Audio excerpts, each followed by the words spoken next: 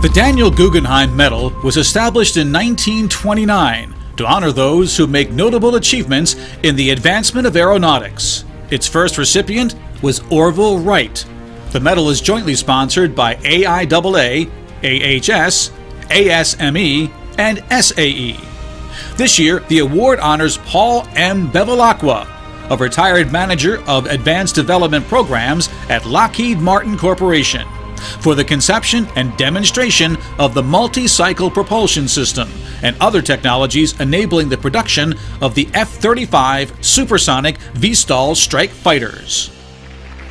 We meet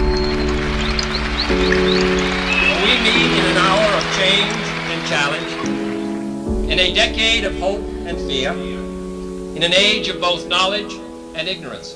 I was a high school student in Washington, D.C. when President Kennedy announced his goal of landing on the moon by the end of the decade. And it's hard now to imagine what excitement that was. Nobody ever seen the other side of the moon. Nobody'd been to the moon. It was an incredible drive, a competition. And so, although my family were medical doctors, I went into aerospace. And my first professional job was actually right after the Apollo landings. The program was over, and so I went on active duty in the Air Force. I worked in Purdue on turbulent wakes, so when I went into the Air Force, they gave me an assignment on turbulent jets, and those turbulent jets were from VTOL airplanes, which led to a Navy VTOL airplane, and then the Marine VTOL airplane, and then the Joint Strike Fighter. Their goal was one airplane that could do it all, and this airplane does. An airplane that could come ashore with the Marines and not have to rely on a ship to launch and recover. And the only way to do that was with a vertical aircraft because there wouldn't be a runway available. This is the first version of the Joint Strike Fighter, the Stovall Strike Fighter. It has a shaft that runs through the airplane to a lift fan in the front, and the engine cycle is switched from producing only jet thrust to producing jet thrust plus shaft power. So we have one lift jet coming down the front, another lift jet coming down from the rear to provide most of the lift, and then two roll jets in the wings to provide roll control.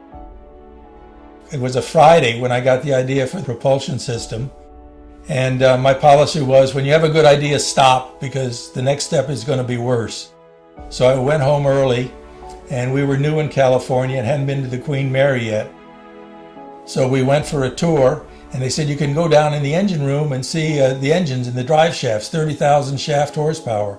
So I went down there, and the drive shafts were 36 inches in diameter. And I thought, uh-oh, fatal flaw. The idea isn't going to work. And then when I got home, I got out my copy of Eschbach and turned to the section on drive shafts and found out that the diameter is inversely proportional to the speed of rotation. So a ship turns at 100 RPM, the airplane engine turns at 10,000 RPM, and that difference took the diameter down by a factor of 100, back in business. And it goes through that kind of a cycle. And those are the things that you remember.